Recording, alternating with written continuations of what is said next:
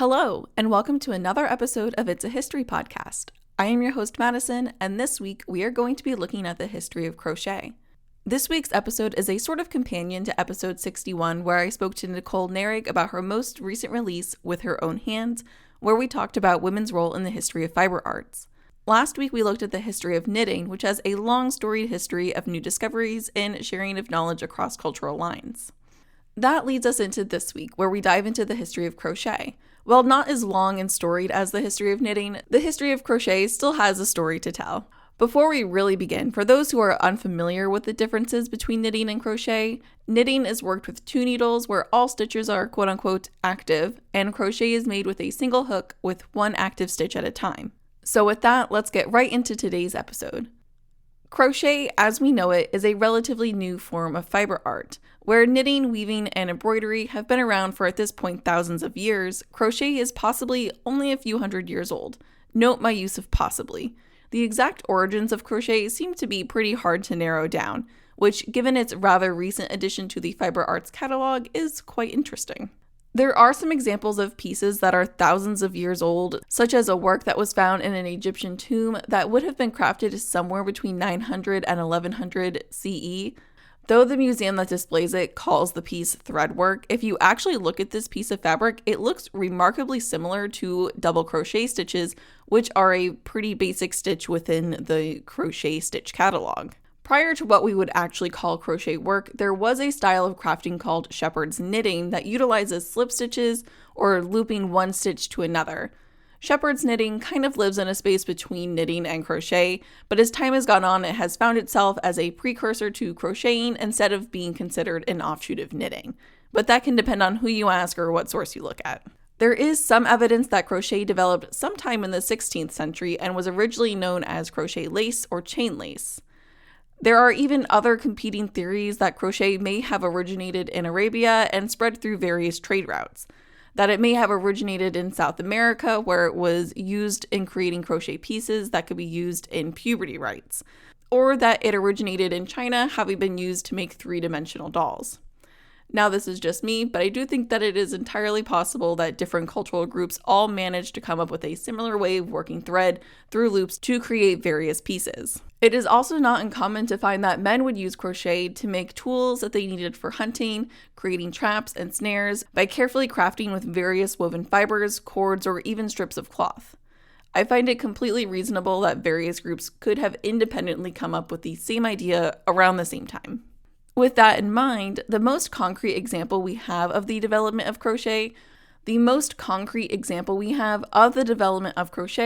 would be the act of crocheting evolving from a type of embroidery known as tambour.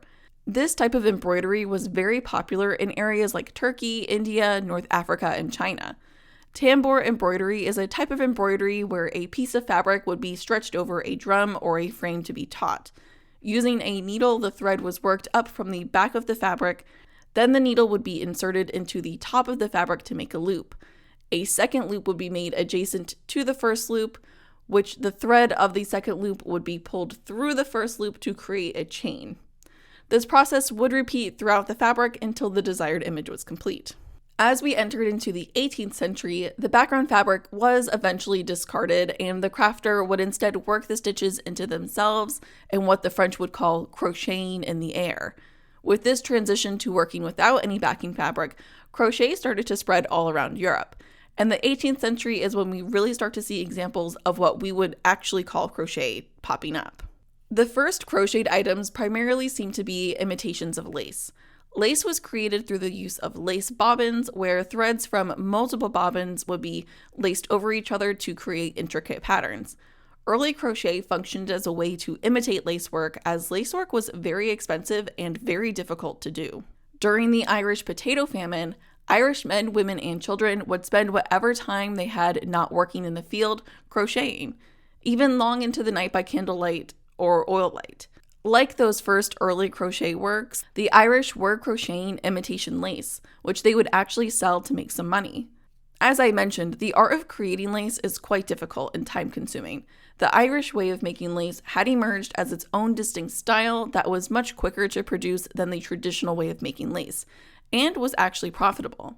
According to the Lacis Museum, it is generally accepted that Mademoiselle Horatio de la Blanchardière, I'm very sorry for that, is the one credited with creating this distinct form of crochet.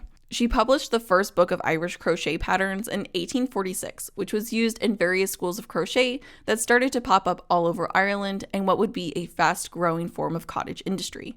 Irish crochet is typically depicted with various motifs, whether they be flowers, shamrocks, or grapevines, that would be connected with a mesh-like stitching, mimicking a lace look. And while there was a pattern for creating this lace, it still held plenty of room for the individual crafter to add their own spin and personality to it. For the Irish, cotton thread was relatively inexpensive to obtain and it was easy to clean. The work could be done any time of day, and given the harsh conditions that plagued Ireland during the famine years, the lace would end up quite dirty. Just before the item was sold for profit, it would be washed, which was why the use of cotton thread was particularly important. And with this skill being something the whole family could chip in on, there could be a sort of automation of the process. Maybe one person was really good at making motifs, so they would just make the same motif over and over again, while someone else of the family, who was perhaps really good at the lacework, would join the motifs together. Crocheting Irish lace was a way to bring the family together and a way to provide for the family during a truly trying time in Irish history. I'd like to quote Martha Sherrick Shen in speaking on the history of Irish lace. She said, "From a wellspring of ingenuity, perseverance, and community cooperation, the lace industry flourished for a time. It served as a vital cottage industry throughout the famine. It not only fed the people, but preserved their dignity. And the world took notice. In the post-famine years, its popularity waxed and waned with the flow of economic tides. Soon, the surge of 2 world wars put a harsh decline in the demand for luxuries. But by then, the lace had worked its magic and revived a nation. Today, we see its bold patterns, the life of the people, and the hope of a country." If you want to learn more about the Irish potato famine, I have a 3-part series that covers the famine in episodes 21, 22, and 23. And as a result from the famine, with the mass exodus of Irish from Ireland and many of them arriving in the US, the art of crochet was spread and added on as a skill for those who were already handy in sewing and knitting. The crochet hook itself, which for much of the early history of crochet was made out of whatever you could get your hands on, was not standardized at all. Hooks would be made of metal, wood, bone, old spoons, or even tortoiseshell. During the famine, crochet hooks would be fashioned by inserting a filed-down bit of wire into a piece of wood or cork. And if the hooks were not standardized, you can forget about the patterns that were available being standardized. The first published patterns that we know of came from the 19th century. Early Dutch patterns even go on to dictate how one should hold the hook and yarn in one's hand, originally stating that the hook and yarn both be held in the right hand, which later transitioned into holding the hook in the right hand and the yarn in the left. In the history of crochet, Ruthie Marks quotes a German publication from 1847 that stated one should always keep the same tension, either crochet loosely or tightly, otherwise an attractively even texture will not be achieved. Moreover, if not working in the round, you have to break off your yarn at the end of each row, since that gives a finer finish to the crocheted article. As a crocheter, I think I would cry if I had to cut the yarn off after every row. Sewing in ends is the absolute worst part of making a crochet project. With the nature of the craft, crocheted objects generally have a more lacy-like texture to them, where knitting can create a compact piece of fabric that is more suited for clothing. Crocheting did happen throughout the 20th century, but it is something that was seen second to knitting. The Arizona State University Fashion Institute of Design and Merchandising Museum has examples of crochet throughout the 20th century, including a crocheted dress that utilized a type of granny stitch from the 1960s. Often seen as the other craft when compared to knitting, crochet, much like other fiber arts, has had a resurgence in popularity thanks to social media and the pandemic. Unlike knitting, which has been mechanized, crochet can only be done by hand. So whenever you see something that is crocheted, just know that it was handmade by someone. Each stitch was done by hand, something a machine at this point in time just can't replicate. Thank you for listening to this week's episode. I hope you learned something new about the history of crochet. While not as lengthy as the history of knitting, there is something to be had about the art of looping thread through itself to create works such as lace, blankets, or cardigans. After researching for these past 2 weeks, I think there is something to be said about the way these kinds of fiber arts are passed along through time, and even how the pieces that we do have don't tell the whole story. Skills such as knitting and crochet don't just happen in a blink of an eye. They were mastered over time through trial and error, with success being shared throughout the community and over cultural lines. With knitting, the oldest examples we have of knitting contain intricate patterns, color work, and advanced technical knowledge. The socks we have were most definitely not the first socks. And the same can be said with crochet. You have to take into account the wear of natural fibers over time and even the possibility of pieces unraveling through use and thread wear, or even the purposeful unraveling of pieces to reuse the thread or yarn for something else.